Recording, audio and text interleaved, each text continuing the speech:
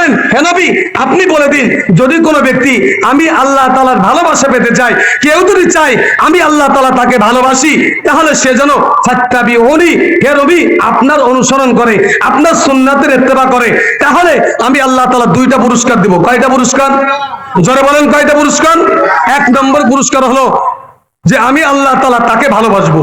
সুবহানাল্লাহ, আমি আল্লাহ তাআলা তাকে ভালোবাসবো। দুই নম্বর পুরস্কার হলো ওয়াগফির লাকুম যুনুবাকুম, আমি আল্লাহ পাক রব্বুল আলামিন তার জিন্দেগীর গুনাহগুলিকে maaf করে দিব। সুবহানাল্লাহ। এইজন্য আল্লাহর ভালোবাসা দরকার আছে না নাই? তো আল্লাহর ভালোবাসা কি দোকানে বসে পাওয়া যাবে? আল্লাহর ভালোবাসা কি সিগারেট টানলে পাওয়া যাবে? আল্লাহর ভালোবাসা কি মদ গাঁজা খাইলে পাওয়া যাবে? আল্লাহর ভালোবাসা কি ওই আড্ডাখানায় বলে পাওয়া যাবে? তো আল্লাহর ভালোবাসা টিভি বিসিআর সিরিয়ালের দিকে তাকাইলে আল্লাহর ভালোবাসা পাওয়া যাবে না। আল্লাহর ভালোবাসা পেতে হলে এই মজলিসে বসতে হবে। কথা বলেন ঠিক কি ঠিক না? রব্বানা লাকাল হামদ হামদান কাসীরান তাইয়িবান মুবারাকান ফীহ। প্রশংসা করলাম কার? জোরে বলতে হবে, প্রশংসা করলাম কার? আল্লাহর প্রশংসা করলে আল্লাহ খুশি হয় না বেজার হয়? আর আল্লাহর প্রশংসা না করলে খুশি কে হয়? আল্লাহর প্রশংসা করলে আল্লাহ খুশি হয়, আর আল্লাহর প্রশংসা না করলে শয়তান খুশি হয়। তো আমরা আল্লাহকে খুশি করব নাকি শয়তানকে খুশি করব? তো শয়তানকে খুশি করতে হলে মাহফিলের প্যান্ডেলের ভিতরে আসলে কি শয়তানকে খুশি করা যাবে? মাহফিলের বাইরে থাকলে, প্যান্ডেলের বাইরে যারা থাকবেন তারাই শয়তানকে খুশি করবে, আর যারা মাহফিলের প্যান্ডেলের ভিতরে আসবে তারাই প্রকৃতভাবে আল্লাহকে খুশি করবে, এবং তাদের প্রতি আল্লাহ পাক রব্বুল আলামিন খুশি হবে। আমি মুখে যতই বলি আমি আল্লাহকে খুশি করব, কিন্তু আমি এই মাহফিলের ময়দানে আসলাম না, আমি দোকানের ভিতরে, চায়ের দোকানে, আড্ডার স্থানে, দোকানপাটে বসে বসে গল্পগুজব করলাম, আর আমি যদি মনে করি আমি আল্লাহকে খুশি করব, তা ওই লোকটা হলো দুনিয়ার ভিতরে সবথেকে বড় বেয়াকুফ। কথা বলেন ঠিক কি ঠিক না? তো আল্লাহকে খুশি করতে হলে আল্লাহর ময়দানে আসতে হবে। এই পবিত্র ময়দান আজকের রাতটা হয়তো মধ্য রজনী পর্যন্ত থাকতে পারে। এই জান্নাতের বাগিচা আজকেই শেষ হয়ে যাবে নাকি আগামীকাল থাকবে? আপনি যদি চিন্তা করেন আমি আগামীকাল এই জান্নাতের বাগিচা থেকে ফল আরোহণ করব, এইখানে কি জান্নাতের বাগিচা আগামীকাল থাকবে? কথা বলতে হবে, থাকবে? তো যদি আগামীকাল না থাকে তাহলে ওই জান্নাতের ফল আরোহণ করতে হলে আমাদেরকে আজকেই এই মুহূর্তে দুনিয়ার সমস্ত কাজ থেকে ফারাক হয়ে দোকানের ভেতরে যত গল্পগুজব আছে সমস্ত গল্পগুজব পরিত্যাগ করে এই মুহূর্তে মাহফিলের ময়দানে চলে আসতে হবে, যদি প্রকৃতভাবে আমরা আল্লাহকে খুশি করতে চাই। আল্লাহর প্রশংসা করলে আল্লাহ খুশি হয়।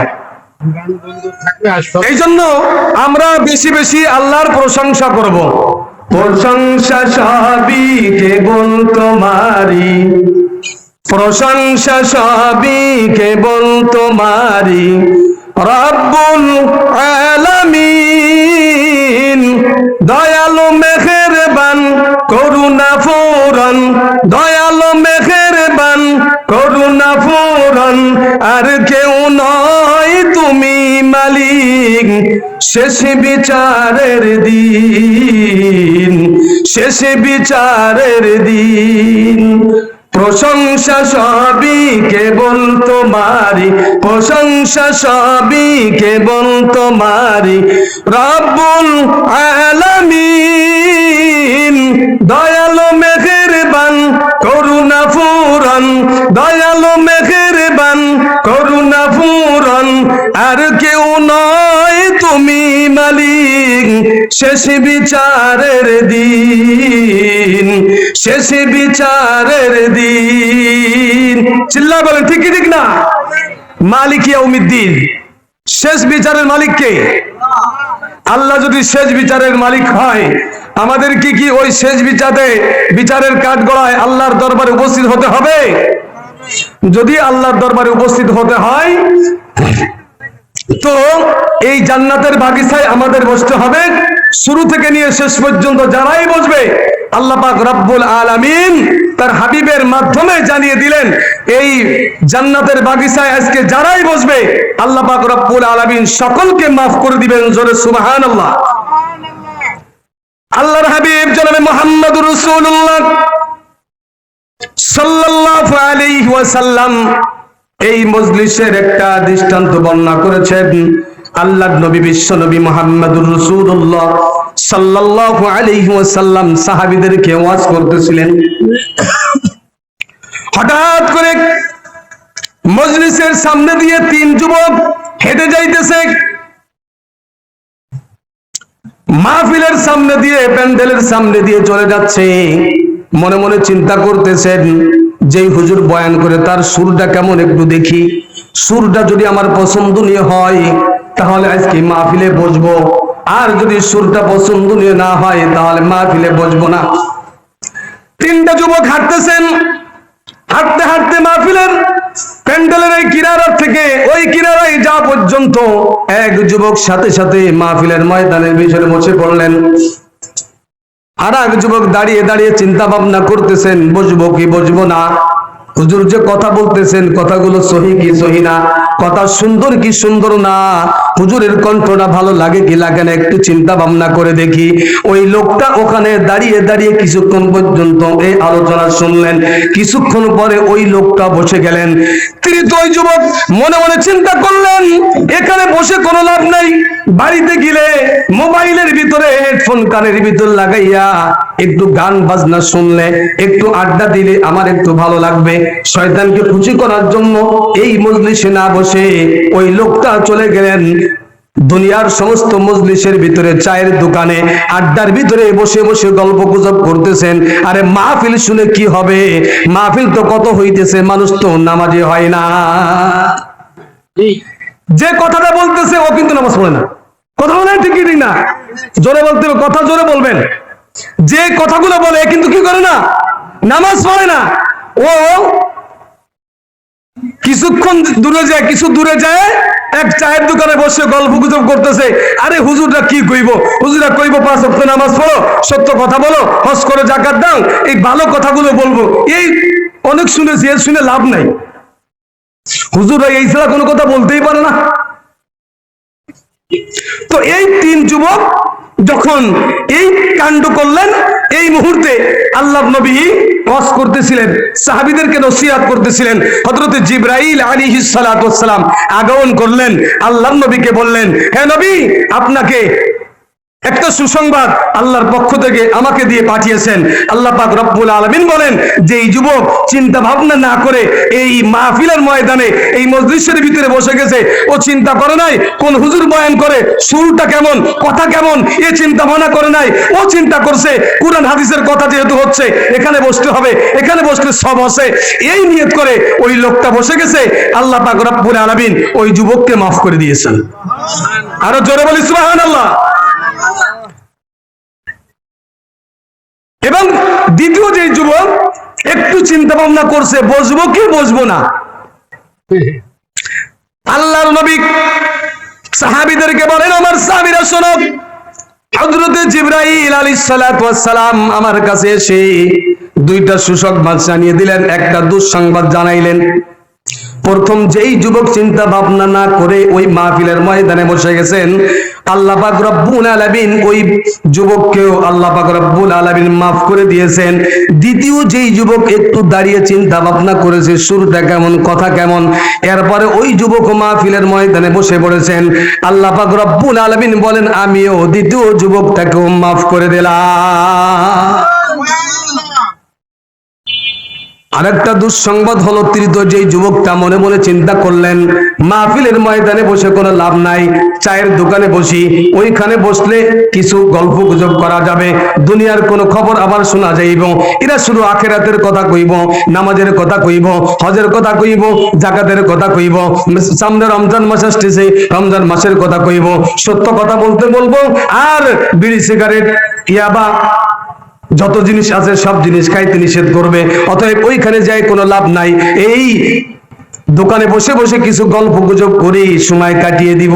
আল্লাহ পাক রব্বুল আলামিন বলেন ওই লোকটাকে আল্লাহ পাক রব্বুল আলামিন এই জমিনে যেরকম ভাবে কোরআনের মজলিস থেকে মুখ ফিরাইয়া নিয়েছে, কিয়ামতের ময়দানে আল্লাহ পাক রব্বুল আলামিন ওই ব্যক্তির থেকেও মুখ ফিরাইয়া নিবে। নাউজুবিল্লাহ। এই জন্য এই মজলিসটা অত্যন্ত দামি। আর এই মজলিসে তারাই আসে যারা আল্লাহকে ভালোবাসে, আর আল্লাহ যাকে ভালোবাসে, আর যারা আল্লাহর প্রশংসা করতে চায়, যারা আল্লাহকে মহব্বত করতে চায়, যারা আল্লাহকে ভালোবাসতে চায়, তারাই শুধু এই মজলিসে আসতে পারবে। অন্য কোন লোক এই মজলিসে আসতে পারবে না। কারণ তারা মনে করে এই মজলিসটা হলো ধোঁকার মজলিস। তারা যেখানে আছে ওরা মনে করতেছে ওই জায়গাটা সব থেকে ভালো জায়গা, আরামের জায়গা। এটা হলো দুনিয়ার ভিতরে সব থেকে নিকৃষ্ট এবং বোকা মানুষ। কোরআন হাদিসের মজলিস ছেড়ে চায়ের দোকানে কি হয়? চায়ের দোকানে হলো ঘি আর ভাত। ঘি ভাত বোঝেন? আগের মানুষ ঘিতে ভাত খাইতো, ঘি আর আলু ভর্তা অনেক মজা লাগতো। চায়ের দোকান হয়েছে ঘি ভাতের জায়গা। তার মানে চায়ের দোকানটা হলো ঘি ভাতের জায়গা। ঘি এবং ভাত খাইতে যেরকম মজা লাগে, আর চায়ের দোকানে বসে অন্যের বদনাম করতে ওর থেকে বেশি মজা লাগে। কথা বলেন ঠিক কি ঠিক না? যারাই চায়ের দোকানে বসে বসে গল্প গুজব করে তাদেরকে বলি, আজকে এই 3 দিন ব্যাপী মহাসম্মেলন আজকে চলে যাবে। হয়তো এই মাহফিল থেকে আল্লাহর পক্ষ থেকে ক্ষমার ঘোষণা আসবে। ওই ক্ষমার ভিতরে আপনি বাদ পড়ে যাইবেন। এই জন্য আপনাকে বলি, ওই মজলিস ছেড়ে এই মজলিসে আসতে হবে যদি আল্লাহর কাছে ক্ষমা পাইতে হয়। কথা বলেন ঠিক কি ঠিক না? আল্লাহ পুরস্কার দিবে যারা পরীক্ষা দিব তাকে, নাকি যে পরীক্ষা দিব না তাকে পুরস্কার দিব? আপনি স্কুলে ভর্তি হন নাই, বছর শেষে ডিসেম্বর মাস আসছে, জানুয়ারির আগে ডিসেম্বরে পরীক্ষা হয়, ফাইনাল পরীক্ষা। ফাইনাল পরীক্ষার পরে স্কুলে যারা ফার্স্ট সেকেন্ড থার্ড হয় এদেরকে পুরস্কৃত করে কি করে না? কথা বলবেন ভাই, জোরে কথা বলবেন ঠিক কি ঠিক না? পুরস্কার দেওয়া হয়। তো পুরস্কার দিল 1 নম্বর 2 নম্বর 3 নম্বর দেওয়ার পরে প্রথম ক্লাস, দ্বিতীয় ক্লাস, তৃতীয় ক্লাস, চতুর্থ ক্লাস, পঞ্চম ক্লাসের দেওয়া হয়ে গেল। এইভাবে যারা 8 পর্যন্ত করছে 8 ক্লাসের 1 2 3 কে পুরস্কার দিল। আর একজন ছেলে এসে বলতে, স্যার আমার পুরস্কারটা কই? স্যার কই তুমি কি? তোমার তো চিনলাম না, তোমার তো চিনলাম না। জানুয়ারি থেকে ডিসেম্বর পর্যন্ত একদিনও তো তুমি স্কুলে আসো নাই। মাহফিলের শুরু থেকে নিয়ে শেষ পর্যন্ত কোন সময় তো তোমাকে মাহফিলে দেখি নাই। পুরস্কার কিভাবে পাইবা? তো খাতা খুঁজবে। তুমি কি ভর্তি হয়েছিলে স্কুলে? দেখে যে ভর্তির খাতাও তার নাম নাই, ওই লোকটাকে পুরস্কার দিব? জোরে বলেন দিব? তো এই মজলিসে যারা আসবে না তারা যদি ওই চায়ের দোকানে বসে বসে চিন্তা করে যে শেষ মুনাজাত যখন হবে আর আমরা মুনাজাতে মাপ পেয়ে যাব, এটা কি সম্ভব? যারা মাহফিলের শুরু থেকে শেষ পর্যন্ত বসে থাকবে আল্লাহ তাআলা তাদেরকে মাফ করবেন।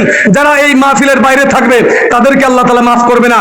আল্লাহ না করুক আজকে একজন মুরব্বী মেহমান এখানে উপস্থিত হবে, আল্লাহ তার মাধ্যমে হয়তো আজকে এই মাহফিলটাকে কবুল করে সবাইকে মাফ করে দিতে পারে। যারা মাহফিলের বাইরে থাকবে তারা ক্ষমার থেকে বাইরে থাকবে। এই জন্য এলাকাবাসী যারা এখনো দোকানপাটে রাস্তাঘাটে বসে আছি, মনে মনে চিন্তা করতেছি যে আমরা লাভবান, আমি মনে করি তারা হচ্ছে বোকার স্বর্গে বাস করতেছে। তাদের মতন বোকা এই জমিনে দ্বিতীয় আর একজন নাই। আজকে মজলিসে না আসে যারা বাইরে থাকবে তারা হলো বেকুবের বেকুব নাম্বার 1। তাদের মতন বেকুব এই জমিনের ভিতরে আল্লাহর আসমানের নিচে জমিনের উপর দ্বিতীয় আর একজন নাই। এই জন্য আল্লাহর ক্ষমা পাইতে হলে এই মজলিসে আসতে হবে, মাহফিলের ময়দানে উপস্থিত হতে হবে।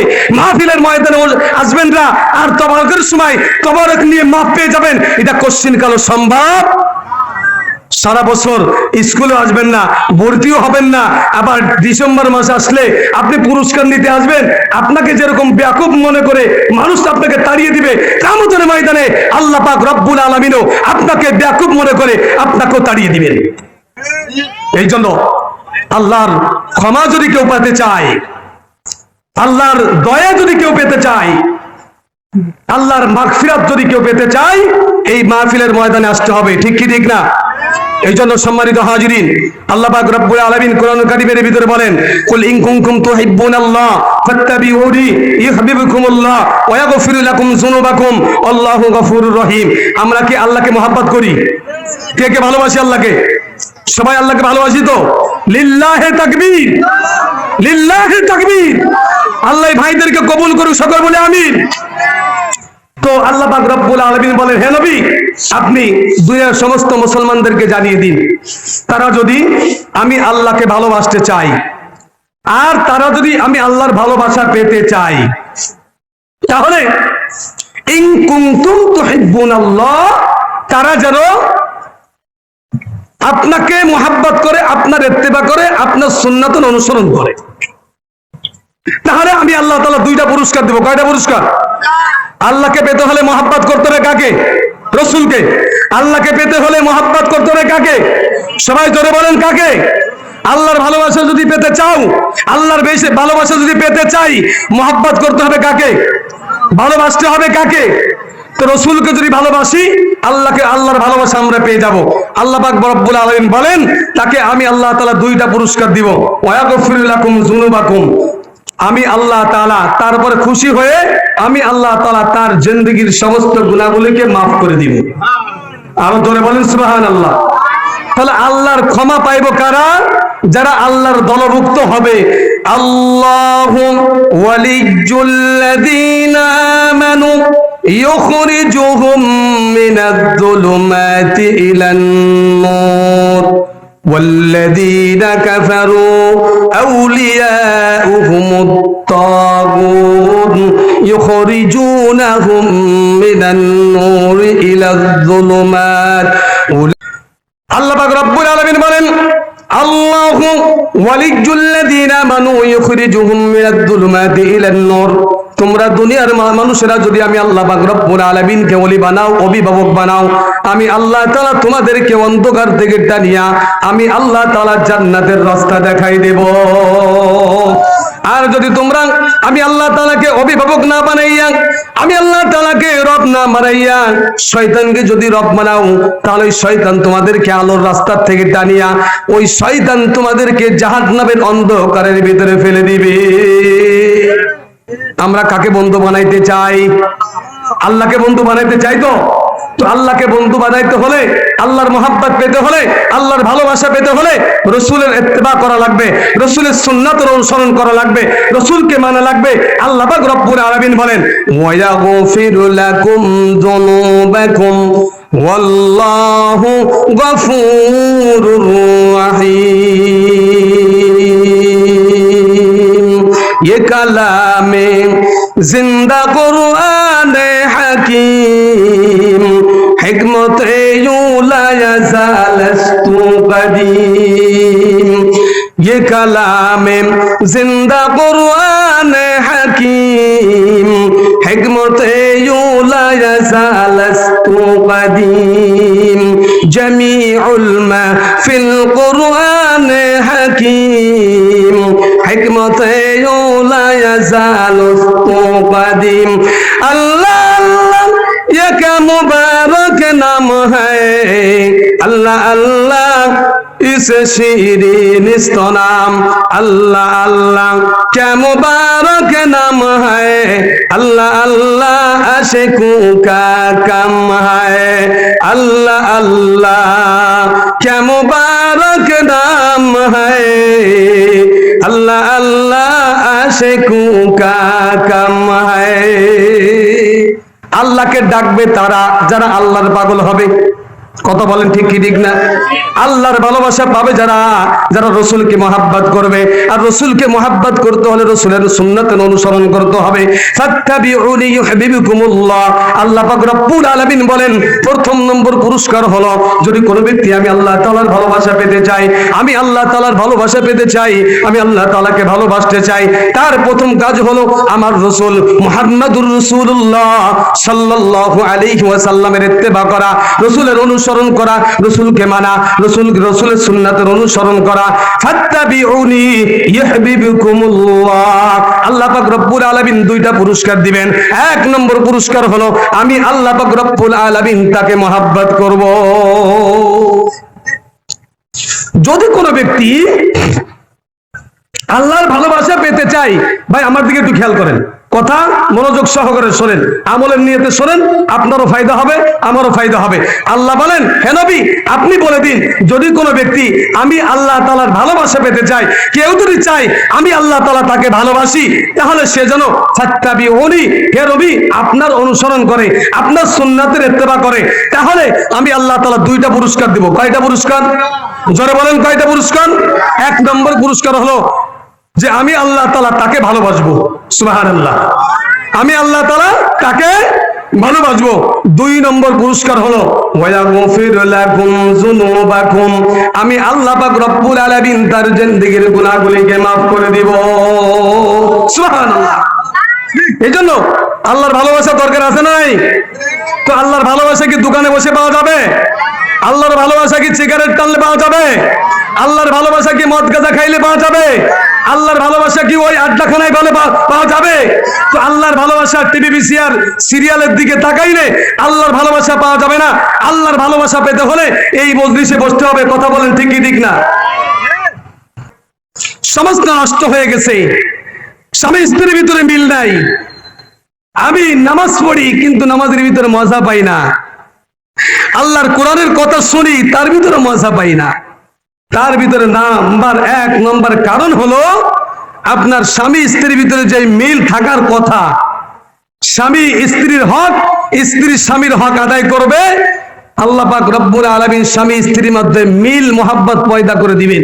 স্বামী স্ত্রীর হক আদায় করে না, স্ত্রীও স্বামীর হক আদায় করে না, এজন্য স্বামী স্ত্রীর ভিতরে কোনো মিল নাই। আর ঘরের ভিতরে গজব নামক টিভি এনে দিছে, সারা দিন সিরিয়াল দেখবে। একদিন যদি মিস যায় পরের দিন কাজা আদায় করে। কথা বলেন ঠিক কি ঠিক না? নামাজ পড়তে গেলে এ অজুহাত সে হুজুহাত, অজুহাতের কোনো শেষ নাই। নামাজ পড়তে গেলে অজুহাতের কোনো শেষ নাই। মাহফিলের ময়দানে আসতে গেলে কি লাভ হবে ওখানে? আচ্ছা আপনাদের কাছে আমার একটা প্রশ্ন, গান বাজনা যখন হয় তখন আমরা টাকা পয়সা দিয়ে তো সহযোগিতা করি এবং যাই, কেউ কি একটা কথা বলে যে ওখানে যে কি লাভ হবে? এ কথা বলে কেউ? কথা বলেন, বলে? অথচ মাহফিলের ময়দান কায়েম করলে কোরআন হাদিসের কথার মজমা যদি কায়েম করা হয় তো এক শ্রেণীর লোকেরা বলে যে এটা করে কি লাভ হবে? কতই তো মাহফিল শুনলাম, কই আমার দিল তো নরম হলো না। কপাল পোড়া, কপাল পোড়া। তোর কপাল পুড়ছে, জাহান্নাম তোর জন্য আল্লাহ তাআলা কি দিচ্ছে? ধার দিতেছে। কিছু কিছু লোক কিন্তু এরকম আছে, বলে কই হুজুরকে এত অশ্বনি, আমার দিল তো নরম হয় না। কারণ কপাল পুড়ছে, কপাল পুড়ছে। আল্লাহর দোষ দিয়ে কোনো লাভ নাই, কোরআন হাদিসের দোষ দিয়ে লাভ নাই। তোমার নিজের দোষ নিজে দাও, তোমার নিজের দোষ, তোমার কপালের দোষ, তোমার ওই কপাল তোমাকে জাহান্নামে নিয়ে যাবে। এই জন্য এখনো সময় আছে, এখনো সময় আছে, ফিরে আসো, ওই রাস্তা থেকে ফিরে আসো। ফিরে এসে তোমরা কোরআন হাদিসের মজমায় বসে যাও এবং কোরআন হাদিসের সঙ্গে হয়ে তোমরাও কোরআন হাদিসের সাথী হয়ে যাও। তাহলে কিয়ামতের ময়দানে আল্লাহ পাক রব্বুল আলামিনের এই কোরআন তোমাদের জন্য সুপারিশ করে আল্লাহর জান্নাতে তোমাদেরকে নিয়ে যাবে। ওয়াল কোরআন হুজ্জাতুল লাকা আও আলাইকা, আল্লাহর নবী বলেন কোরআন তোমার পক্ষের দলিল হবে অথবা তোমার বিপক্ষের দলিল হবে। কোরআন বলবে আল্লাহ এই বান্দা আমাকে নিয়মিতভাবে তেলাওয়াত করেছে এবং তোমার আদেশগুলো পালন করেছে, নিষেধগুলো পালন করেছে, অতএব আল্লাহ তুমি এই লোকটাকে জান্নাত দিয়ে দাও। তখন ওই কোরআনের সুপারিশে ওই লোকটাকে আল্লাহ তাআলা জান্নাত দান করবেন। আবার ওই কোরআন কোন মানুষের বিপক্ষে যদি চলে যায়, কোরআন যদি বলে আল্লাহ আমাকে কিনেছিল টাকা দিয়ে, ঘরের ভিতরে ঝুলাই রাখছে, উঠাই রাখছে, সুন্দর করে পরিষ্কার করে রাখছে, কিন্তু জীবনে কোনোদিন তেলাওয়াত করে নাই, আমার ভিতরে কি আছে এটা পড়েও কোনোদিন দেখে নাই, অতএব আমাকে যেরকম ভাবে অবহেলা করেছে আজকে আল্লাহ তুমিও তাকে অবহেলা করবে, তুমিও তাকে ভুলে যাবে। আল্লাহ পাক রব্বুল আলামিন ওই দিন বান্দাকে ভুলে গিয়ে ওই ব্যক্তির ঠিকানা হবে চিরস্থায়ী জাহান্নাম। এই জন্য জাহান্নাম থেকে বাঁচতে হলে কোরআনের ময়দানে আসতে হবে, কোরআনের সংস্পর্শে আসতে হবে, কোরআনের কাছে আসতে হবে। কোরআনের কাছে যদি আমরা আসি, দুনিয়ার সমস্ত সমাধান আল্লাহ পাক রব্বুল আলামিন সব কিছু সমাধান লিখে দিয়েছেন আল্লাহ তাআলা কোরআনের ভিতরে। সমাধান চাও যদি জীবনে মরণে, অর্থাৎ জীবিত থাকা অবস্থায় তুমি যদি কোনো সমাধান তোমার ভিতরে যা কিছু সমস্যা আছে সব সমস্যার সমাধান তুমি যদি চাও, তাহলে কার কাছে ফিরে আসতে হবে? জোরে বলেন, কার কাছে? কোরআনের কাছে ফিরে আসতে হবে। সমাধান চাও যদি জীবনে মরণে, ফিরে যাও খুঁজে নাও চোখ রাখো কোরআনে। কথা বলেন ঠিক কি ঠিক না? দুনিয়ার সব সমস্যার সমাধান করবে, আখিরাতের সব সমস্যার সমাধান করবে কে? কোরআন। এই কোরআনের কাছে যদি আমি আপনি যাইতে পারি, তাহলে এই কোরআন আমাকে কিয়ামতের ময়দানে সুপারিশ করে জান্নাত নিবে। আর যদি আমরা কোরআনের কাছে না যাই, কোরআনকে মহব্বত না করি, কোরআনকে ভালো না বাসি, তাহলে এই কোরআন কিয়ামতের ময়দানে আমার বিপক্ষে দলিল হয়ে আমাকে জাহান্নামে নিয়ে যাবে। বলবে আল্লাহ এই লোকটাকে তুমি ভুলে যাবে, ও যেরকম ভাবে দুনিয়ায় আমাকে ভুলে গিয়েছিল, আজকে কিয়ামতের ময়দানে যদি আল্লাহ আমাকে ভুলে যায়, আমার কোনো গতি আছে? কথা বলেন ভাই, কিয়ামতের ময়দানে আল্লাহ ছাড়া কোনো মালিক আছে? আল্লাহ ছাড়া ক্ষমা করার কেউ আছে? আর ছোট্ট একটা মেসাল দিই, মাধ্যমে আমি রিপোর্ট পাইছি টিভি সহ করে লাশ ওঠে না, তাই ছোট্ট একটা মেসাল দিয়ে আপনাকে বোঝানোর চেষ্টা করি যে আপনি যদি দুনিয়ার দিকে দৌড়ান, দুনিয়ার দিকে আসক্ত হন, তাহলে আপনার আখিরাত বরবাদ হয়ে যাবে, আখিরাত বরবাদ হয়ে যাবে। আল্লাহ রাসূল সাল্লাল্লাহু আলাইহি সাল্লাম হাদিসের ভিতরে বর্ণনা করেন, হে দুনিয়ার মুসলমানেরা, হে আমার উম্মতেরা, শোনো, তোমরা আল্লাহর ইবাদতের জন্য, আল্লাহ পাক রব্বুল আলামিন বলে হাদিসে কুদসির ভিতরে, তোমরা আমি আল্লাহর ইবাদতের জন্য সময়কে বের করো। আমি আল্লাহর ইবাদতের জন্য সময়কে বের করো। আমি আল্লাহ তাআলা সময়ের ভিতরে বরকত দান করব, তোমার রিজিকের অভাব দূর করে দিব, তোমার পেরেশানিগুলো দূর করে দিব, তোমার সব চিন্তা ভাবনা দূর করে দিব। আমি আল্লাহ তাআলার দায়িত্ব এটা। আর যদি তোমরা আমি আমার ইবাদতের জন্য তোমরা যদি তোমাদের সময়কে বের না করো, নামাজের জন্য ডাকলে কয় হুজুর সময় পাই না, হুজুর এত ব্যস্ত, দুনিয়ার ভিতরে এত ব্যস্ত হয়ে পড়েছি, ব্যবসা বাণিজ্য এত ব্যস্ত হয়ে পড়েছি, হুজুর নামাজ পড়তে সময় পাই না, সময় পায় না। বলছেন রাসূল বলেন, তোমরা যদি এই আল্লাহর ইবাদতের জন্য সময়কে বের না করো, তো আল্লাহ তাআলা তোমার ওই সময়ের ভিতরে অসংখ্য অগণিত হাজার হাজার পেরেশানি দিয়ে তোমার সময়কে ভরপুর করে দিবে, এবং তোমার রিজিকের অভাব দূর হবে না, তোমার টাকার অভাব থাকবে না, গাড়ির অভাব থাকবে না, বাড়ির অভাব থাকবে না, ক্ষমতার অভাব থাকবে না, কিন্তু রিজিকের অভাব থাকবে। তোমার রিজিকের অভাব নাই, কিন্তু তুমি খাইতে পারবে না, রিজিকের অভাব নাই কিন্তু কি খাইতে পারবে না। আর তোমার পেরেশানি, কত পেরেশানি, ছেলের জন্য পেরেশানি, মেয়ের জন্য পেরেশানি, ভাইয়ের জন্য পেরেশানি, স্ত্রীর জন্য পেরেশানি, দুনিয়ার জন্য পেরেশানি, দোকানের জন্য পেরেশানি, সব পেরেশানি আল্লাহ তাআলা তোমার জেহেনের ভিতর ঢুকাই দিবে। আল্লাহ নবী বলেন, তোমার একটা চিন্তা না যাইতে যাইতে আরো শত চিন্তা দিয়ে আল্লাহ তাআলা তোমার জেহেনটাকে ভরপুর করে দিবে।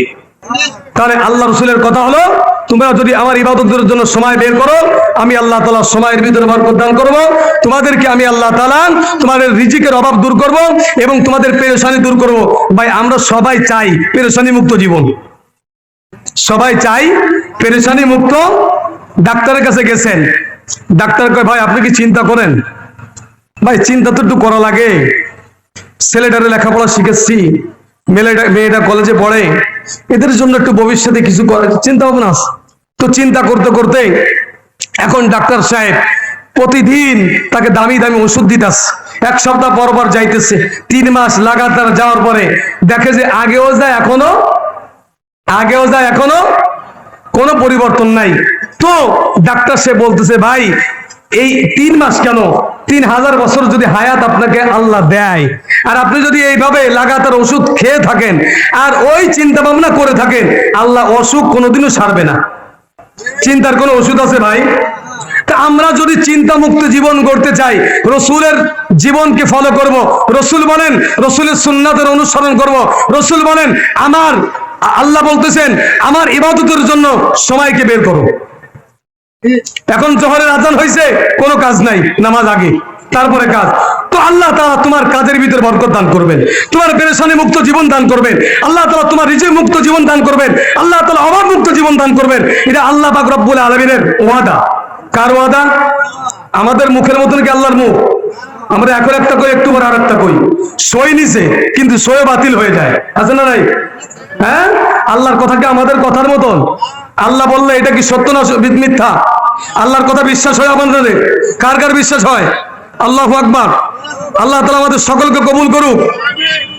তো আমাদের সকলের বিশ্বাস আল্লাহর কথা সত্য। তো আল্লাহ বলতেছেন, হে নবী আপনি বলেন উম্মতদেরকে আমার ইবাদতের জন্য সময় বের করতে।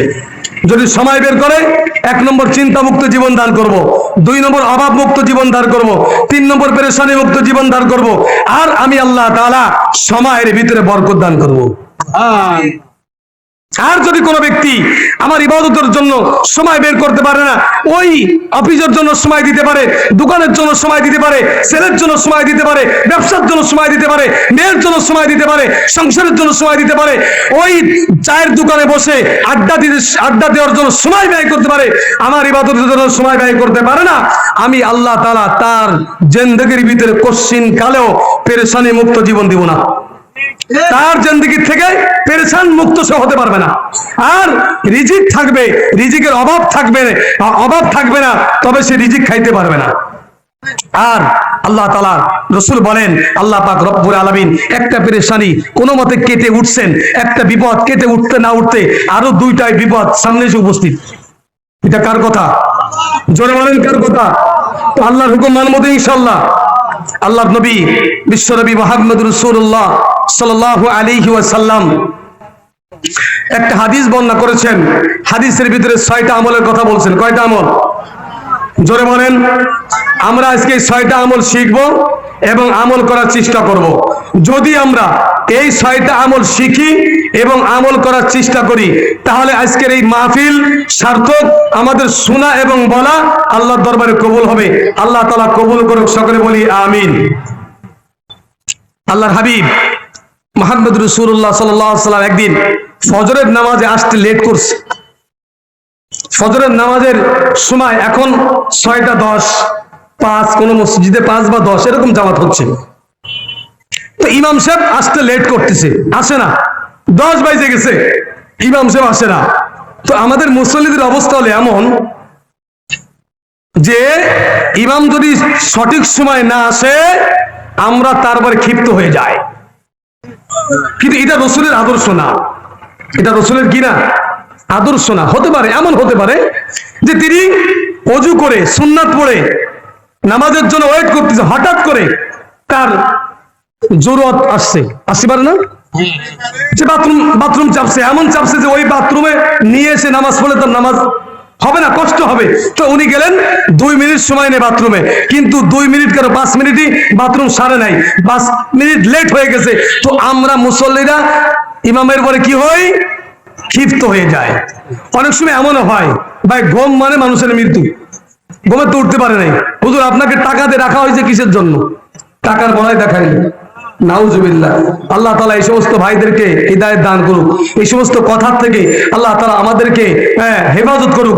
যেই ইমামের পিছনে আমি ইক্তেদাইতু বিহাযাল ইমাম, যেই ইমামের কারণে জান্নাতের বাড়ি সুন্দর হচ্ছে, যে ইমামের কারণে আখিরাত সুন্দর হচ্ছে, যে ইমামের কারণে আমার দ্বীন সুন্দর হচ্ছে, যে ইমামের কারণে কোরআন সহি করে পড়তে পারি, ওই ইমামের পিছনে ইক্তেদাইতু বিহাযাল ইমাম বলার পরেও, সালাম ফিরানোর পরে বলি, হুজুর টাকা দিয়ে রাখছি আপনাকে, এমনি রাহি নেই, মাংনা রাহি নেই, আপনি আমাদের কথা শুনবেন না, ঠিক মতো নামাজ পড়বেন না, আপনার চাকরি করা লাগবে না। বলি কি বলি না? কথা বলেন ঠিক কি ঠিক না? তো ভাই এরকম কাজ আমরা করব না ইনশাআল্লাহ। আল্লাহ নবী আসতে লেট করতেছেন, তো নামাজের সময় অতিবাহিত হয়ে এত পরিমাণ লেট হয়েছে যে সূর্য উদিত হবে হবে ভাব। তো সাহাবীরা একবার আকাশের দিকে তাকাইতেছে, আর একবার রাসূলের হুজরার দিকে তাকাইতেছে, রাসূল কখন বের হয়। তো রাসূল বের হচ্ছে না। তো হঠাৎ করে ঘর থেকে দ্রুত বের হয়েছে, দ্রুত বের হয়ে আল্লাহর নবী মসজিদে নববীতে গেলেন এবং হযরত বেলাল রাদিয়াল্লাহু তাআলা নামাজের ইকামত দিলেন। ইকামত শেষ করে আল্লাহু আকবার নামাজ শুরু হলেন। সবথেকে কোরআনের ভিতরে সবথেকে ছোট্ট সূরা দুইটা দ্বারা আল্লাহ পাক রব্বুল আলামিনের হাবিব মুহাম্মদুর রাসূলুল্লাহ সাল্লাল্লাহু আলাইহি ওয়াসাল্লাম ফজরের নামাজ আদায় করলেন। আমরা যদি কোনোদিন এরকম ফজরের নামাজে সূরা কাউসার সূরা ইখলাস দিয়ে নামাজ পড়ি, হুজুর কি ব্যাপার, কি হয়েছে আপনার, এত ছোট ছোট নামাজ পড়লেন কেন, মানে হুজুরের উপরে চোখ রাঙা কথা বলি। আল্লাহর নবী ছোট্ট সূরা দিয়ে নামাজ আদায় করলেন সালাম ফিরাইয়া। আমরা দেখবেন, আপনারা দেখবেন ফজরের নামাজের পরে ইমাম সাহেব মুসল্লিদের দিকে মুখ করে ফিরে। এটা রাসূলের সুন্নাত। কার সুন্নাত? আল্লাহ রাসূল বলেন, আমার একটা সুন্নাত যে ব্যক্তি জিন্দা করবে, আমি আল্লাহ তাআলা 100 শহীদের সব আমি আল্লাহ পাক রব্বুল আলামিন তার আমলনামায় দান করব। সুবহানাল্লাহ, জোরে বলা যাবে না? একটা সুন্নাত আদায় করলে কত সব? 100 শহীদের মর্তবা সব আল্লাহ তাআলা আমার আপনার আমলনামায় দান করবেন। তো আল্লাহর হাবিব তাড়াহুড়া করে ফজরের নামাজ আদায় করলেন। নামাজ শেষে সাহাবীদের দিকে মুখ ফিরে যখন বললেন, তো হুজুর সাল্লাল্লাহু আলাইহি ওয়াসাল্লাম সাহাবীদের দিকে চেহারার দিকে তাকায়, দেখে প্রত্যেকের ঠোঁটে কি যেন একটা কথা বলবে ভাব, মানে হুজুর আপনার এত দেরি হয়েছে কারণটা জিজ্ঞাসা করতে চায় কিন্তু কেউ সাহস পাচ্ছে না। আল্লাহর হাবিব জনাবে মুহাম্মদুর রাসূলুল্লাহ সাল্লাল্লাহু আলাইহি ওয়াসাল্লাম সাহাবীদেরকে বলেন, আমার সাহাবীরা, তোমাদের ঠোঁটের ভিতরে কি যেন একটা কথা ভাসতেছে, তোমরা মনে চাইতেছো আমার কাছে কিছু জিজ্ঞাসা করবে। একজন সাহাবী বলে, ইয়া রাসূলুল্লাহ, আপনার কাছে জিজ্ঞাসা করার মতো সাহস আমাদের কারণ নাই, তবে আপনাদের আজকে নামাজে দেরি হওয়ার কারণটা আমাদের একটু জানার একটু ইচ্ছা জাগতেছে। কেন আপনি আজকে নামাজটা লেট করে পড়াইলেন, দেরিতে পড়াইলেন এবং এমন সময় নামাজটা আদায় করলেন সূর্য উদিত হবে ভাব। একজন সাহাবী ডাক দিলেন, ইয়া রাসূলুল্লাহ, আপনি কি আজকে তাহাজ্জুদ নামাজ পড়েন নাই? তাহাজ্জুদ নামাজ পড়া এটা রাসূল সাল্লাল্লাহু আলাইহি ওয়াসাল্লামের একটা সুন্নাত। আল্লাহর নবী বলেন, যদি কোনো ব্যক্তি তাহাজ্জুদ নামাজ নিয়মিতভাবে পড়তে পারে, আল্লাহ পাক রব্বুল আলামিন তার জিন্দেগীর গুনাহগুলিকে মাফ করে দিবে। সুবহানাল্লাহ। শুধু তাহাজ্জুদ নামাজ পড়বেন, 5 ওয়াক্ত নামাজ পড়বেন না, তা হলে কিন্তু হবে না। আগে 5 ওয়াক্ত নামাজ, আগে কি? আগে 5 ওয়াক্ত নামাজ, তারপরে তাহাজ্জুদ। আগে 5 ওয়াক্ত নামাজ, তারপরে নফল নামাজ। আগে 5 ওয়াক্ত নামাজ, তারপরে নফল সদকা। আগে 5 ওয়াক্ত নামাজ, তারপরে নফল কিছু। 5 ওয়াক্ত নামাজের বিকল্প কোনো কিছু। আল্লাহর হাবিব সাহাবীদেরকে বলেন, আমার সাহাবীরা শোনো, আজকে আমি তাহাজ্জুদ নামাজও ঠিক সময় পড়েছি। হযরত বিলাল রাদিয়াল্লাহু তাআলা যখন আযান দিয়েছেন, আসসালাতু খায়রুম মিনান নাম যখন বলেছেন, আমি দাঁড়িয়ে 2 রাকাত সুন্নাত নামাজ আদায় করেছি। ফজরের নামাজ কয় রাকাত? ফজরের নামাজ কয় রাকাত? 2 রাকাত সুন্নাত আর 2 রাকাত ফরজ। তবে 12 রাকাত, মোট হলো 12 রাকাত সুন্নাত। এই 12 রাকাত সুন্নাতের ভিতরে সবথেকে শ্রেষ্ঠ এবং উৎকৃষ্ট সুন্নাত হলো ফজরের 2 রাকাত সুন্নাত। আল্লাহর নবী কখনোই এই নামাজটা কাজা করে নাই, কখনো এই সুন্নাতটা ছাড়ে নাই। রাসূল তাহাজ্জুদের সাথে সাথে তাহাজ্জুদ নামাজ পড়ে মুসাল্লায় বসে থাকতেন। বিলাল যখন আযান দিতেন সাথে সাথে 2 রাকাত নামাজ পড়তেন। জীবনে কখনো ফজরের 2 রাকাত নামাজ সুন্নাত নামাজ ছাড়ে নাই। এই জন্য এটা গুরুত্বপূর্ণ একটা সুন্নাত। আল্লাহর হাবিব সাহাবীদেরকে বলেন, আমার সাহাবীরা শোনো, তাহাজ্জুদ নামাজও পড়েছি। হযরত বিলাল রাদিয়াল্লাহু তাআলা যখন আযান দিয়েছেন, আযানও আমি শুনেছি, সুন্নাত নামাজও পড়েছি।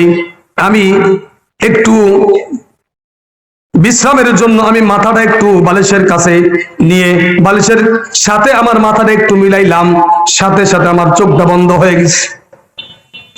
আমি স্বপ্নে দেখলাম আল্লাহ পাক রব্বুল আলামিন আমাকে প্রশ্ন করলেন, আমার হাবিব, ওই যে আসমানের ভিতরে ফেরেশতারা দেখা যায়, একজন ফেরেশতা আরেকজনের সাথে কানাকানি কি যেন কথা বলতেছে। ইয়া রাসূলুল্লাহ, আপনি ওই ফেরেশতারা কি জিজ্ঞাসা করে, কি প্রশ্ন করে, কি কথা নিয়ে তারা আলোচনা করতেছে, আপনি কি জানেন? আল্লাহর হাবিব ডাক দিয়ে, রব্বুল আলামিন, ফেরেশতারা কোন বিষয় নিয়ে আলোচনা করে এটা আমি জানি না, কারণ আমি তো আমি তো দুনিয়ার ভিতরে থাকি, ফেরেশতাদের কথা আমি জানি না। আল্লাহর নবী বলে আমার সাহাবীরা, তখন আল্লাহ পাক রব্বুল আলামিন তার কুদরতি হাতটাকে আমার সিনার পরে রাখলেন। সুবহানাল্লাহ, আরো জোরে বলি সুবহানাল্লাহ। আল্লাহর হাবিব বলেন আমার সাহাবীরা শোনো, আল্লাহ পাক রব্বুল আলামিনের কুদরতি হাত যখন আমার সিনার ভিতরে লাগছে, আমি ঠান্ডা অনুভব করলাম। সুবহানাল্লাহ। একজন মানুষের হাত যদি ঠান্ডা থাকে, ও যদি আপনার হাতের সঙ্গে হাত মিলায়, আপনার হাতটা গরম, তার হাতটা ঠান্ডা, আপনি যদি তার হাতের লগে হাত মিলান, ঠান্ডা অনুভব হবে কি হবে না? কথা বলেন, আরো জোরে বলেন। আল্লাহ পাক রব্বুল আলামিন তার কুদরতি হাত যখন আমার সিনার ভিতরে রাখলেন, আমার সিনাটা ঠান্ডা হয়ে গেল, শীতল হয়ে গেল। তখন আমার কাছে প্রশ্ন করলেন, ইয়া রাসূলুল্লাহ, আল্লাহ রাসূল সাল্লাল্লাহু আলাইহি সাল্লামের কাছে আল্লাহ পাক রব্বুল আলামিন প্রশ্ন করলেন, ইয়া রাসূলুল্লাহ মুহাম্মদ, ফেরেশতারা কোন বিষয় নিয়ে একজন আরেকজন পরস্পরে আলোচনা করতেছে? আল্লাহর হাবিব বলেন, ও আমার সাহাবীরা শোনো, তখন আমি আল্লাহ পাক রব্বুল আলামিনের কাছে জবাব দিয়েছিলাম, ফেরেশতারা দুইটা বিষয় দিয়ে, কয়টা বিষয়? দুইটা বিষয় নিয়ে আলোচনা করতেছে। কয়টা বিষয়? দুইটা বিষয় নিয়ে আলোচনা করতেছে। এক নম্বর বিষয় হলো কোন কাজে মানুষের গুনাহ মাফ হয়, কোন কাজ করলে মানুষের গুনাহ মাফ হয়। দুই নম্বর হলো কোন কাজ করলে মানুষের মর্যাদা বৃদ্ধি হয়। আজকে এই দুইটা বিষয়ের কথা শুনবো তো ইনশাআল্লাহ। আমল করার নিয়তে শুনবো তো। আমল কে কে করতে রাজি? আমলের নিয়তে আল্লাহকে সাক্ষী রেখে বলেন আমি আমল করার চেষ্টা করব, ইনশাআল্লাহ। তৌফিক দেবে কে? আল্লাহ যদি তৌফিক দেয়, আমরা এই দুইটা বিষয়ে যা কিছু শুনবো আমল করার চেষ্টা করব মৃত্যু পর্যন্ত, ইনশাআল্লাহ। আল্লাহ তৌফিক দান করেন। তো আল্লাহ হাবিব বলেন, আমি তখন আল্লাহকে জবাব দিলাম যে ফেরেশতারা দুইটা বিষয় নিয়ে আলোচনা করতেছেন। কয়টা বিষয়? নাম্বার এক, বান্দার গুনাহ মাফ হয় কি কাজে? দুই নম্বর, বান্দার মর্যাদা বৃদ্ধি হয় কি কাজে? দুইটা বিষয় নিয়ে। এক নম্বর হলো বান্দার গুনাহ মাফ হয় কি কাজে, আর দ্বিতীয় নম্বর হলো বান্দার মর্যাদা বৃদ্ধি হয়। আগে ছিল মেম্বার, এখন হয়েছে চেয়ারম্যান। আগে ছিল চেয়ারম্যান, এখন হয়েছে এমপি। আগে ছিল এমপি, এখন হয়েছে মন্ত্রী। এটা মর্যাদা বৃদ্ধি হলো না? দুনিয়ার মর্যাদা কথা কইলাম আর কি, দুনিয়ার মর্যাদা। চেয়ারম্যান থেকে যখন মেম্বার হয় তো মর্যাদা বৃদ্ধি হয় না? সম্মানিত হাজিরিন, যে কথা বলতেছিলাম, আল্লাহ নবী বললেন যে ফেরেশতারা দুইটা বিষয় নিয়ে, কথা মনে আছে তো? আপনাকে রাগ হচ্ছেন ভাই? কথা মনে আছে? কয়টা বিষয়? দুইটা বিষয়। এক নম্বর, বান্দার গুনাহ মাফ হয় কোন কাজে? দুই নম্বর, বান্দার মর্যাদা বৃদ্ধি হয় কোন কাজে? এই দুইটা বিষয় নিয়ে ফেরেশতারা আলোচনা করতেছেন। তো আল্লাহর নবী সাহাবীদেরকে বলেন, আমার সাহাবীরা, তোমরা কি জানতে চাও যে কোন বিষয়ে আল্লাহ পাক রব্বুল আলামিন বান্দার গুনাহ মাফ করে, আর কোন বিষয়ে আল্লাহ পাক রব্বুল আলামিন বান্দার মর্যাদা বৃদ্ধি করেন? আল্লাহর হাবিব জনাবে মুহাম্মদুর রাসূলুল্লাহ সাল্লাল্লাহু আলাইহি ওয়াসাল্লাম বলেন, বান্দা যদি তিনটি কাজ করে আল্লাহ তাআলা তার গুনাহগুলিকে মাফ করে দিবেন। কয়টি কাজ? জোরে বলেন, আরো জোরে। যদি কোনো ব্যক্তি তিনটি কাজ করে, আল্লাহ পাক রব্বুল আলামিন তিনটি কাজ, কিন্তু কঠিন কোনো কাজ নাই। যদি কোনো ব্যক্তি কঠিন মনে করে তাহলে কঠিন, আর যদি মনে করে কঠিন না তার জন্য সহজ। নামাজ পড়া কঠিন না সহজ, কিন্তু যদি কোনো ব্যক্তি মনে করে নামাজ খুব কঠিন তাহলে তার জন্য কঠিন। আর যদি কোনো ব্যক্তি বলেন নামাজ খুব সহজ, আল্লাহ তাআলা তার জন্য সহজ করে দেয়।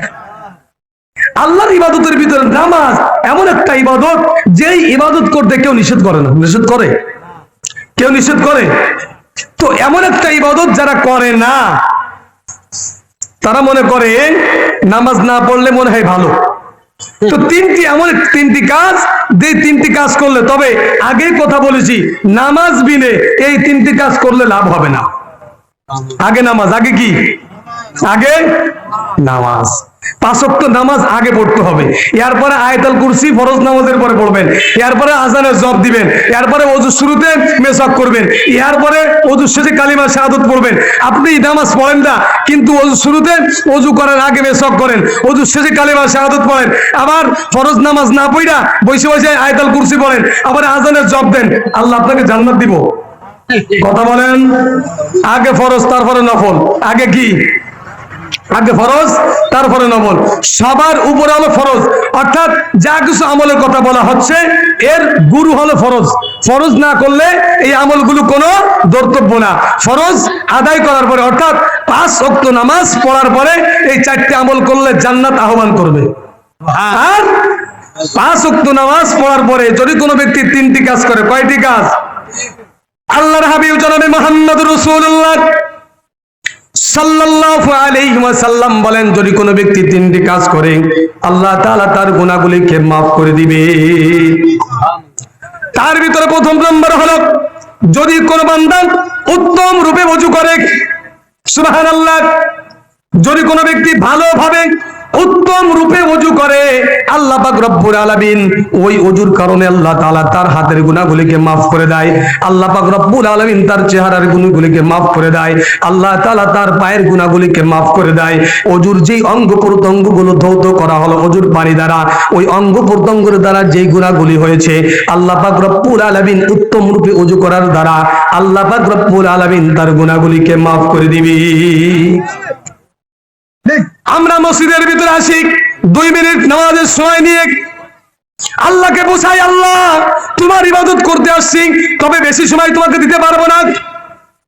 চায়ের দোকানে মানুষকে বসায় রেখে আসছি, দোকান আমি খোলা রেখে আসছি, তোমাকে বেশি সময় দিতে পারবো না, অল্প সময় নিয়ে তোমার কাছে আসছি। এই জন্য তাড়াহুড়া করে মসজিদের ভিতরে ডাইন পাও দেয় না বাম পাও দেয়, এর কোনো ঠিক ঠিকানা নাই। ওযু সুন্দরভাবে করে কিনা তার কোনো ঠিক ঠিকানা নাই। ওযু করছে, মুখের ভিতরে পানি দিছে, এখানে শুকনো এখানে শুকনো, হাত ধুইছে এখানে শুকনা। আল্লাহ রাসূল বলেন, এই ওযু দ্বারা তোমার নামাজ হবে না, আর যেই নামাজ হবে না ওই নামাজ দ্বারা আল্লাহর জান্নাত পাওয়া যাবে না। এই জন্য আল্লাহর হাবিব বলেন, বান্দার গুনাহ মাফ হবে তার ভিতরে 3টি কাজ যদি বান্দা করে তাহলে আল্লাহ পাক রব্বুল আলামিন তার গুনাহগুলিকে maaf করে দিবেন। তার ভিতরে 1 নম্বর হলো উত্তম রূপে ওযু করা। উত্তম রূপে, ভাই আপনারা একটু কথা বলবেন। উত্তম রূপে ওযু করতে হলো 1 মিনিট ওযু হবে? তার মসজিদের সময় নিয়ে যেতে হবে নাকি অল্প সময় নিয়ে যেতে হবে? সময় নিয়ে যেতে হবে। আজান হয়েছে, 15 মিনিট নামাজের সময় আছে, রওনা দিব। আজান হয়েছে, আধা ঘন্টা সময় আছে, আমি 10 মিনিট পরে রওনা দিব। তার মানে একটু সময় নিয়ে, যাতে করে আমি সুন্দরভাবে ওযু করে নামাজটা আদায় করতে পারি। যার ওযু সুন্দর তার নামাজ সুন্দর, যার নামাজ সুন্দর যার জান্নাতও সুন্দর হবে। যার ওযু সুন্দর না নামাজ সুন্দর হবে না, যার নামাজ সুন্দর নাই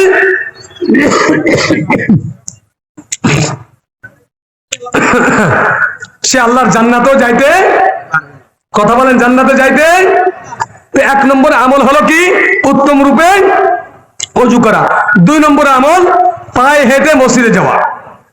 পায়ে হেঁটে মসজিদে যাওয়া এবং ছোট্ট ছোট্ট কদম নিয়ে মসজিদে যাওয়া। আল্লাহর হাবিব বলেন, তোমরা যখন মসজিদের দিকে কদম ফেলাও, প্রত্যেকটা কদম ফেরেশতারা লেখে এবং প্রত্যেকটা কদমে একটা করে নেকি, একটা করে গুনাহ মাফ আল্লাহ তাআলা করে দেয়, আর একটা নেকি আল্লাহ তাআলা তোমার আমলনামায় যোগ করে দেয়। সুবহানাল্লাহ।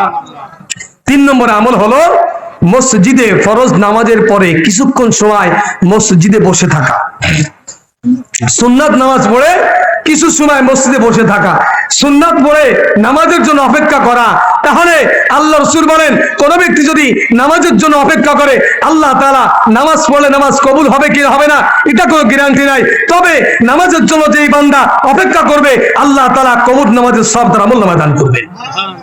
এই 3টে কাজে বান্দার গুনাহ মাফ হয়, আর 3টে কাজে বান্দার মর্যাদা বৃদ্ধি হয়। এই 3টি কথা বলে শেষ হয়ে যাবে অল্প সময়ের ভিতরে, 2-3 মিনিটের ভিতরে শেষ করব। আল্লাহ পাক রব্বুল আলামিনের হাবিব রাসূল আরবি সাল্লাল্লাহু আলাইহি সাল্লাম বলেন, আফসুস সালাম ওয়া তি'মুত তুআম। 1 নম্বর বেশি বেশি সালাম দিবে। বেশি বেশি কি দিবে? সালাম দিবে। আমরা চিন্তা করি ও আমার সালাম দিবে, ওর তো বয়স কম, আমার বয়স বেশি, ও আমার সালাম দিবে। রাসূল কিন্তু এটা করতেন না। রাসূল সবাইকে আগে সালাম দেওয়ার চেষ্টা করতেন। হযরত আবু বকর সিদ্দিক রাদিয়াল্লাহু তাআলা একদিন মনে মনে চিন্তা করলেন, হুজুর 10 হাত দূরত্বে সালাম দেয়, আমি 12 হাত দূরত্বে সালাম দিব। মনে মনে চিন্তা করছে। তো রাসূল আসতেছেন, উনি 12 হাত দূরত্বে সালাম দেওয়ার আগে 15 হাত দূরের থেকে নবী সালাম দিয়ে ফেলেছে। সুবহানাল্লাহ বলবেন না? এ হলো রসুলের আমল ছিল।